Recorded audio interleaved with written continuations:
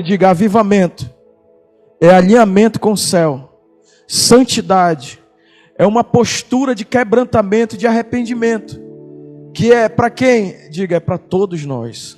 Não é para A, para B, não é direcionado, é para quem realmente. Se você está aqui hoje, se você está aí no YouTube para ouvir essa mensagem, é porque você quer mais de Deus. É ou não é, queridos? Porque você quer mais de Deus. Quantos querem mais de Deus? Eu quero mais de Deus. Eu sei que você também quer mais de Deus. Então, eu queria ler aqui alguns textos, aí eu vou pontuar. Porque a palavra de Deus é viva e eficaz, e mais cortante do que qualquer espada de 2 gumes, e penetra até o ponto de dividir a alma e espírito, juntas e medulas, e é apta para discernir os pensamentos e os propósitos do coração. Amém? A palavra, ela transforma o nosso espírito. No dia que você aceitou Jesus, você foi 100% salvo no teu espírito, mas você entrou num processo lá na tua alma de renovação, de constante renovação na palavra, que aí entra a fé, aí entra as práticas espirituais da oração, da adoração, amém? E aí vai dividindo o que é alma e o que é espírito, porque o teu espírito está 100% posicionado em Cristo e na nova criação, amém? Mas a alma ainda persiste em voltar ao velho homem ativa, e aí o espírito tem que governar a alma, que a gente chama de carne, chama de desejos, chama de emoções, mas o espírito que governa a nossa alma, amém? E aí, Lucas, eu acho que 24, 49, que Deus me deu esse texto agora aí, Lucas: eis que envio sobre vós a promessa do meu Pai, permanecei, pois, na cidade, até que do alto sejais revestidos de poder. Diga: permanecei na cidade, até receber poder do alto. Agora, Atos, acredito que é capítulo 1, versículo 4, ele repete essa instrução para os apóstolos. Ele diz: e comendo com eles, determinou-lhes que não se ausentassem de Jerusalém, mas que esperassem a promessa do Pai, a qual disse ele: de mim ouvistes. O 5. Porque João, na verdade, batizou com água, mas vós sereis batizados com o Espírito Santo, não muito depois desses dias. 6. Então os que estavam reunidos lhe perguntaram: quanto será? Senhor, será este o tempo em que restaures o reino a Israel? 7. Respondeu-lhes: não vos compete conhecer tempos ou épocas que o Pai reservou pela sua exclusiva autoridade. Versículo 8. Mas recebereis poder ao descer sobre vós o Espírito Santo, e sereis minhas testemunhas em Jerusalém, tanto em Jerusalém como em toda a Judéia e Samaria e até os confins da terra. E eu queria que você curvasse o seu espírito agora. Senhor Jesus, nós queremos, Senhor, permanecer em Jerusalém no sentido, Senhor, de um tempo de devoção maior, Senhor, de crescer o nosso nível, Senhor, de busca, de consagração. Eu reconheço que preciso, Senhor, crescer. Sou mais necessitado, Senhor, mais carente de subir a montanha da Tua presença, Senhor. Não é uma questão geográfica, não é uma questão exterior, mas uma questão, Senhor, da montanha. A Tua palavra diz, ó Deus, mas vem a hora, e já chegou, em que os meus adoradores adorarão o Pai em espírito e em verdade, porque o Pai é espírito, e importa que seus adoradores o adorem em espírito, Senhor. E nós queremos que o nosso espírito, nesse mês de agosto, Senhor, comece a ser aguçado, Senhor, sensibilizado para a Tua glória, para a Tua presença, Pai, em nome de Jesus. Algumas frases de avivalistas aqui, querido. O E.M. Bond, ele diz assim, um trecho aqui de um comentário sobre ele, né? Na verdade, um comentário dele sobre avivamento, sobre o ministério profético mesmo, vamos dizer assim. Por mais erudito que um homem seja, por mais perfeita que seja a sua capacidade de expressão, mais ampla a sua visão das coisas, mais grandiosa a sua eloquência, mais simpática a sua aparência, nada disso toma o lugar do fervor espiritual. É pelo fogo que a oração sobe aos céus. O fogo empresta asas à oração, dando-lhe acesso a Deus, comunicando-lhe energias e tornando-a aceitável diante do Senhor. Sem fogo não há incenso, sem fervor não há oração, né? Contextualizando, né? Sem fogo, sem sacrifício não há fogo, sem fogo não há glória. Então, o que a gente pode extrair, por mais retórica que eu tenha, irmãos, o coach tem o lugar dele lá, amém? O psicólogo lá, o terapeuta tem o lugar dele lá. Mas o altar de Deus, querido, é uma palavra que tem que ser gerada no Espírito de Deus, amém? Tem que ser gerada no altar da oração, tem que ser gerada no altar da devoção, da renúncia, da sua habilidade. Você e eu podemos desenvolver habilidades intelectuais. Se você for para uma palestra de coach, o cara vai fazer uma palestra que vai melhorar a tua autoestima, que vai mexer com as tuas emoções. Tem palestrantes de motivação que faz o cara andar em cima do fogo, que faz o cara andar em cima do vidro, e ele não se queima nem se corta, que opera dentro do poder da argumentação, da retórica. Tem ou não tem, queridos? Mas não é isso o reino de Deus. O reino de Deus é algo que nasce no meu espírito e que toca o espírito das pessoas. E como que isso acontece? Quando eu me quebranto diante da presença do Senhor e coloco as minhas habilidades, as minhas capacidades, dizendo: Senhor, isso aqui não funciona. Paulo disse: eu considero toda a minha capacidade humana, o meu conhecimento, eu sou hebreu de hebreus, fariseu, eu conheço a lei de frente para trás, mas eu considero tudo isso como perda, como refúgio, como esterco, para me ter a capacitação de Cristo Jesus, a sublimidade do conhecimento de Cristo. Quantos estão comigo aqui, queridos? E é isso que é o avivamento. E aqui mais um, o John Wesley, outro avivalista: pela fé e pela oração, fortaleça as mãos frouxas e firme os joelhos vacilantes. Aqui até é hebreu, né? Você ora e jejua? Ele faz uma interrogação. Importune o trono da graça e seja persistente em oração. Só assim receberá avivamento pleno, amém? Só assim receberá a glória de Deus. E a gente precisa, irmão, não tem ninguém aqui super espiritual. Eu preciso me derramar diante do Senhor. Amém, queridos? Quantos precisam? Eu preciso, eu sou o maior necessitado aqui, amém?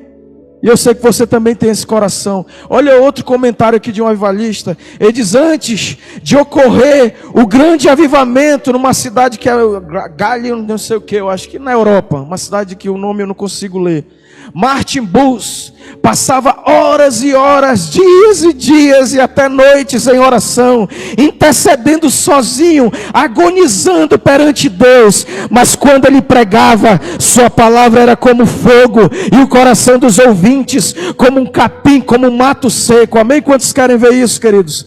E isso é para mim, é para você que está ministrando no GC, é para quem está ministrando no louvor, na adoração, é para quem está ministrando na intercessão. Nós vamos ser incendiados nesse mês de agosto da glória e da presença manifesta do Espírito Santo de Deus, amém? Que traz temor, que traz santidade, que traz uma reverência. Mas a gente tem que ter um ponto de atenção, irmãos. Às vezes a gente entra no avivamento e cai, porque tem uma tendência a virar um juiz, né? A ser aquele cara sisudo de querer.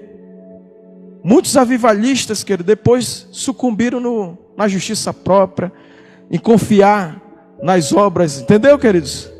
A gente tem que ser avivado e continuar na graça de Deus, amém? Jejuar e orar e continuar na graça de Deus, porque se não for a graça dele, ninguém ora, ninguém jejua, mas também a graça de Deus nos leva a esse sacrifício suave e agradável às narinas do Senhor. Paulo diz, né? Rogo-vos, Romanos 12, rogo-vos, pois, irmãos, pelas misericórdias, que apresentei o vosso corpo como sacrifício vivo, santo e agradável a Deus. E não vos conformeis com esse mundo, mas transformai-vos pela renovação da vossa mente, para que vocês apresentem os vossos corpos como sacrifício vivo, para que possam experimentar a boa, agradável e perfeita vontade de Deus. Amém? Essa é uma palavra muito pesada. mas muito inspiradora, amém? Que eu tenho que... E aí, para encerrar aqui a leitura de alguns avivalistas, o último aqui, reverendo Stuart Holden, ele diz assim: existem muitos crentes que não sabem orar, mas tentam cultivar a santa arte da intercessão por meio do esforço pessoal e determinação. Tá vendo aí, queridos? Por meio do esforço pessoal e determinação. E frequentando grupos de oração, mas nada conseguem. Na verdade, o segredo de uma verdadeira vida de oração para esses, bem como para todos nós, é enchei-vos do Espírito, que é o mesmo Espírito de graça e súplica. Quer dizer, Espírito Santo, me leva a uma vida de oração. Espírito Santo, me leva a uma vida de jejum. Enchei-vos do Espírito. Espírito, me ajuda. Espírito Santo, me ajuda a ter uma vida de consistência na tua palavra. Amém, queridos? Me ajuda, Senhor, a ter um tempo de oração consistente na tua presença. Amém, queridos? É ou não é isso que é a chave do sucesso do avivamento? Mateus 3:11. Espiritualidade. Mas vamos botar aqui, eu andar no Espírito, amém? Olha lá o que Mateus 3:11, coloca o texto lá, por favor. Eu vos batizo com água para arrependimento. João Batista falando. Mas aquele que vem depois de mim é mais poderoso do que eu, cujas sandálias não sou digno de levar. Ele vos batizará com Espírito e com fogo. Amém? Então nós precisamos dessa unção, desse fogo, esse fervor, irmãos. A igreja que é da pós-modernidade, ela não dá, eu falo isso à igreja como um todo, amém? Todos nós somos igreja, o Brasil tem a igreja brasileira, a IEV está até avançando nisso, a gente tem a sala de oração aqui, hoje eu consegui passar 10 minutos lá, mas é uma benção. Domingo eu vi que tinha muitas pessoas lá buscando, tem um louvor aqui que é 1 hora de sala de oração antes, é ou não é? Já é 1 hora o pessoal aqui já adorando a Deus, queimando incenso da adoração aqui, e uma galerinha lá em cima queimando incenso da oração. Um sábado sim, outro não, tem o plantão de oração que é 24 horas, cada irmão lá no altar da sua intimidade, que é a oração mais poderosa que tem, que o próprio Senhor Jesus, quando tu orares, entra no teu quarto, fecha a porta e fala ao teu pai em secreto, e o teu pai que te vê em secreto te recompensará. E aí ele está fazendo esse movimento de oração, tá ou não tá, queridos? Tem a vigília sexta-feira, não houve a vigília, mas houve a conferência que a gente foi até um pouco mais tarde, mas estava ali na presença de Deus. Estávamos ou não estávamos, irmãos? Na presença de Deus, adorando, é na palavra, é orando, é em comunhão. Mas a igreja como um todo, ela é uma espécie de Cinderela, ela é serva. A oração, na verdade, na igreja é uma Cinderela, é uma coisa feia que ninguém gosta de se envolver. Eu estou falando no contexto da igreja brasileira, amém? Que é desprezada, que é desdenhada. A reunião da devoção, da adoração. Quando eu falo oração, é devoção, amém? É adoração, é oração. Porque até isso a gente tem que aprofundar mais. Tipos de oração, né? Adoração, louvor, tudo tem detalhes que não dá para a gente falar num culto, nem na conferência não deu para a gente desenvolver muito. E tipos de oração, irmãos, depois tu vai estudar até o direito, aí fica mais claro. Se tu faz um pedido para uma vara errada, né, pastor Xavier? Se a causa é penal, aí tu vai na vara da família, não vai ter resultado. A oração também tem o seu protocolo bíblico ali. É uma oração, tipos de oração. Tem um estudo maravilhoso sobre isso. Adoração na mesma forma. Tem hora que tem que entrar mesmo fazendo barulho, no louvor ali, na expressão. Tem hora que é o silêncio, que é o quebrantamento, que já é uma intimidade mesmo.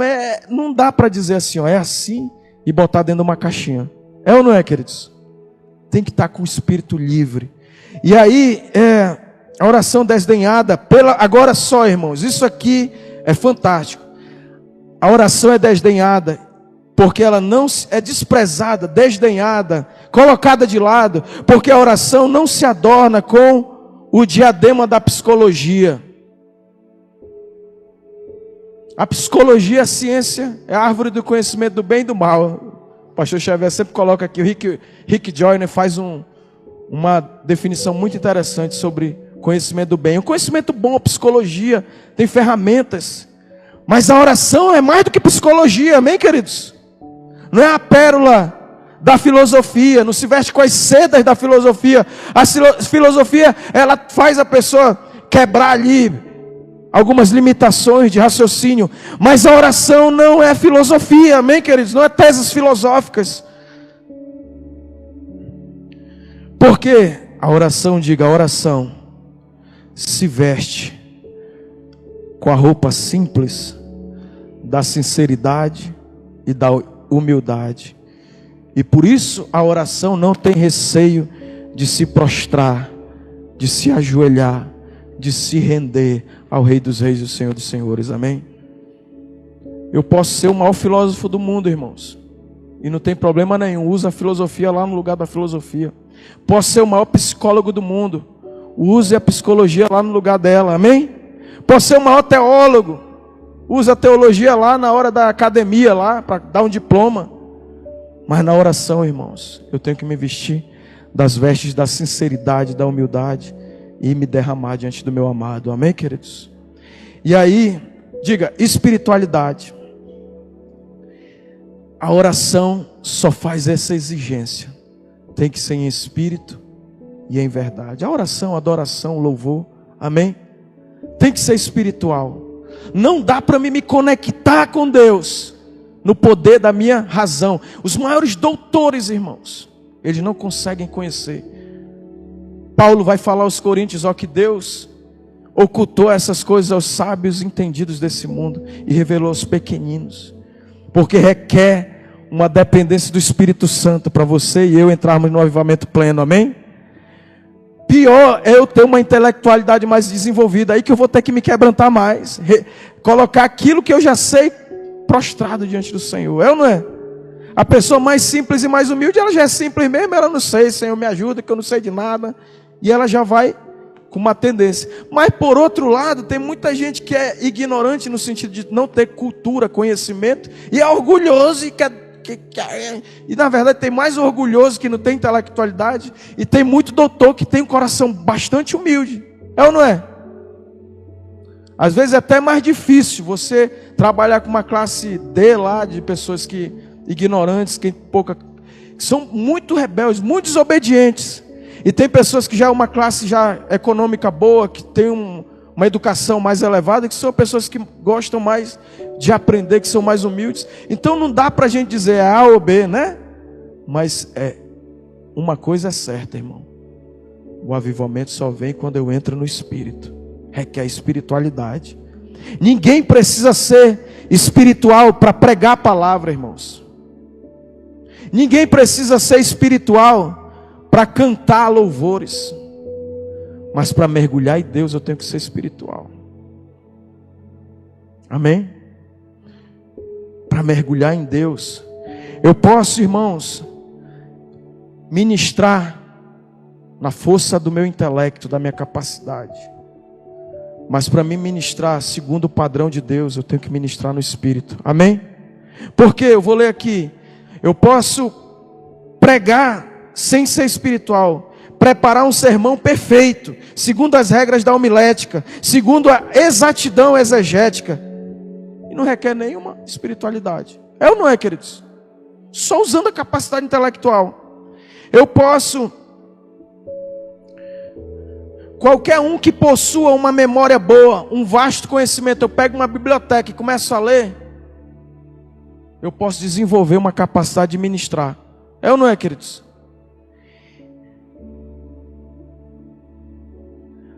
A pessoa que tem uma forte personalidade, que tem uma vontade, uma autoconfiança e uma boa biblioteca, ela pode pregar em qualquer púlpito hoje em dia.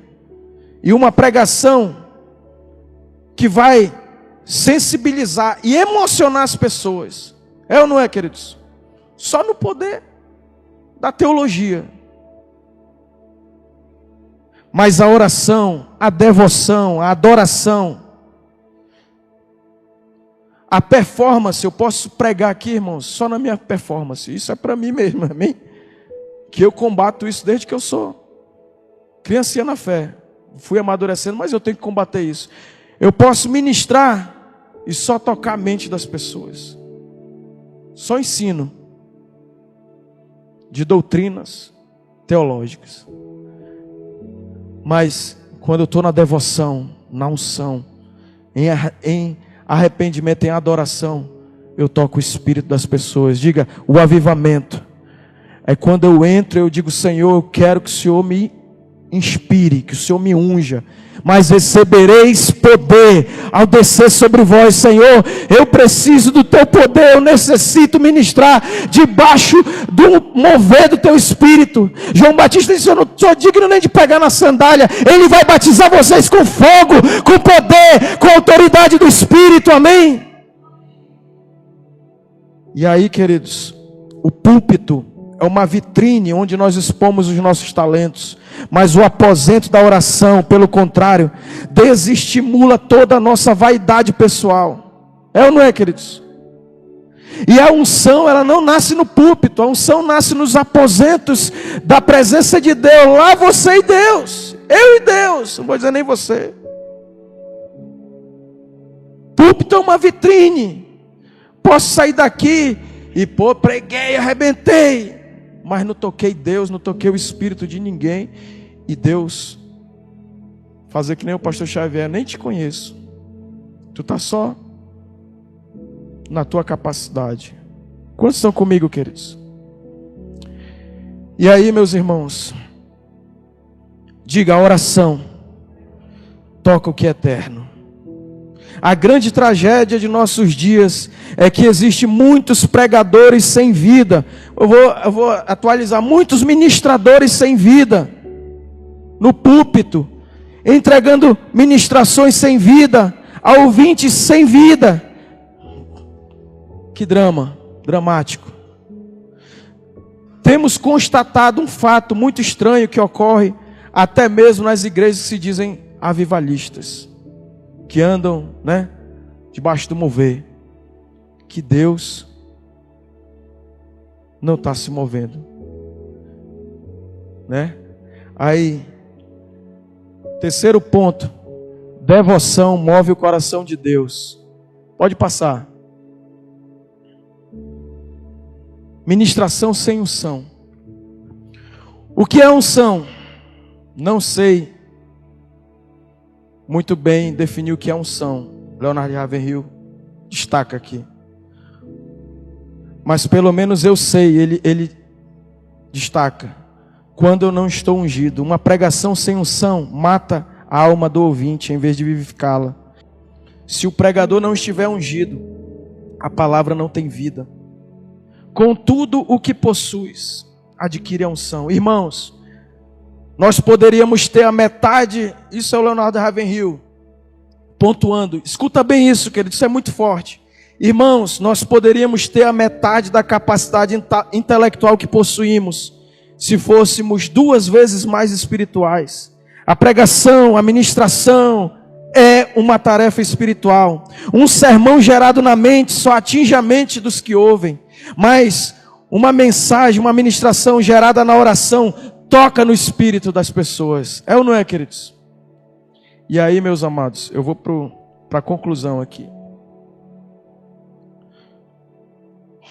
Um ministrador no espírito, debaixo do poder de Deus, diga, uma palavra, uma adoração, lá no GC, onde você estiver ministrando, uma palavra gerada debaixo do poder de Deus, traz uma mentalidade espiritual para aqueles que estão ouvindo, amém? Leva eles para uma visão espiritual. A unção não é uma pombinha mansa esvoaçando a janela da alma do pregador. Não, pelo contrário, nós temos que conquistar a unção. Ele diz: fique em Jerusalém me buscando, amém? Olha, tem uma promessa de poder para quem me busca. Buscar-me-eis e me achareis, quando me buscar de todo o vosso coração, serei achado de vós, farei mudar a vossa sorte. Invoca-me, eu te responderei, eu te anunciarei coisas grandes e ocultas que tu não sabes. Então requer, queridos, eu dependo, Senhor, eu preciso buscar a tua glória. E eu estou falando isso para mim, amém, queridos? Quantos pegam também junto comigo essa palavra? Eu preciso buscar isso. Pelo contrário, temos que batalhar para conquistar. Também não é algo que se aprende. Unção não é algo que se aprende. Unção é uma bênção que se obtém na presença de Deus. Quando os discípulos estavam debaixo do mover lá de Pentecostes, eles viram a intrepidez daqueles homens indoutos, iletrados, mas eles disseram, eles estiveram com Jesus. A unção é adquirida na presença de Jesus, numa vida de devoção, de entrega total ao Senhor Jesus, na presença dEle. Amém, queridos? Então,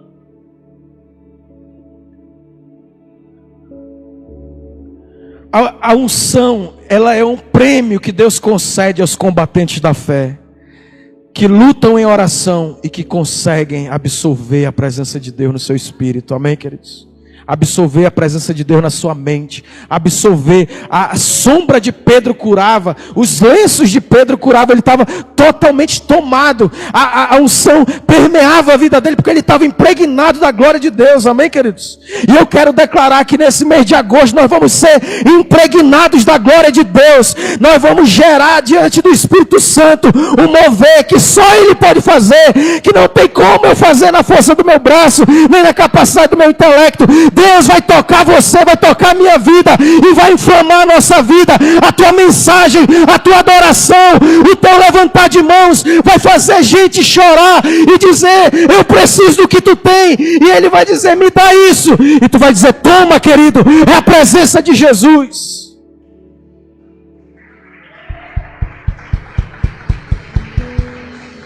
A unção não é piadinha, não é tiradas intelectuais, não é força de frases de efeito que se chega à vitória no púlpito. Não, essa batalha é ganha ou perdida antes mesmo de o ministrador, o pregador, o cara que vai ministrar subir no altar. Ele tem que conquistar lá no secreto. Amém, queridos?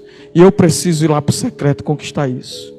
Me quebrar diante do Senhor e dizer, meu Deus, eu não quero pregar sem unção, porque eu não cola, não vai dar certo, não flui, Senhor. Amém? Diga, a unção é como uma dinamite. A unção não é recebida por imposição de mãos. A gente impõe as mãos, Deus libera bênçãos aqui, mas aqui é uma bênção que você está recebendo. Eu creio, a gente vai impor as mãos, vai mergulhar, vai tacar óleo em você. Amém? Mas você está sendo abençoado. A unção é você que vai lá e adquire ela, compra ela sem dinheiro e sem preço. Amém? Mas é com o preço da sua devoção. A unção, queridos, ela não cria mofo. A unção, ela é viva. O cara pode ir para a prisão, para a cadeia, mas a unção está lá com ele, e ele vai ganhar a cadeia para Jesus. Amém? A unção, queridos, ela permeia, ela permeia a minha alma, a sua alma, ela abranda o nosso coração, ela tempera a nossa vida. E se o martelo da lógica e do fogo, do zelo humano, não conseguirem quebrar o coração de pedra, a unção quebra. Amém? A unção quebra. Suponhamos que, agora, para me concluir, irmãos, isso aqui é muito forte.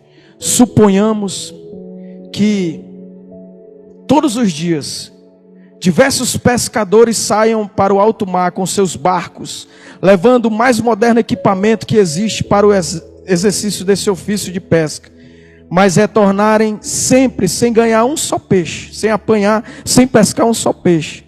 Que desculpa poderiam dar para tal fracasso?